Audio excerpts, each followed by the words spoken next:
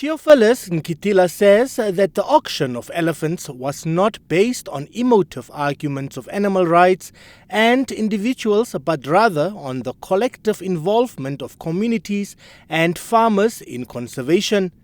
He says the ministry only wants to make sure that conservation is beneficial to the inhabitants of the country. Auctioning off of living natural resources, says the executive director, has proven to be successful in the past and will continue to yield positive results in the future. The most recent census, conducted in 2016, states that Namibia is home to some 24,091 elephants. In December last year, the Ministry of Environment, Forestry and Tourism took the decision to put 170 elephants up for auction in an effort to relieve the pressure of human-elephant conflict on communities. 22 of the 170 elephants have now been relocated to the UAE after a Namibian national bought them. Reducing wildlife population numbers in certain areas, in fact,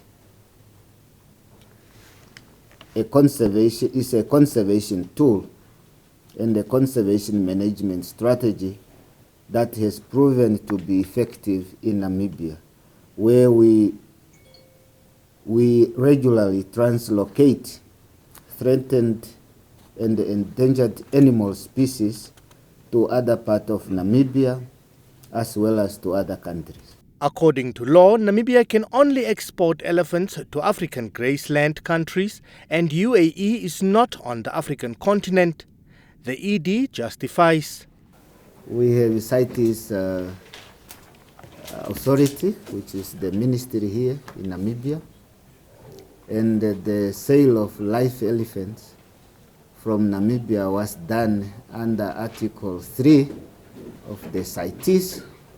And the CITES has pronounced itself on the statement published on the 17th September, which outlined the process we have followed, and also the articles that allow and permit the sale of live African elephants.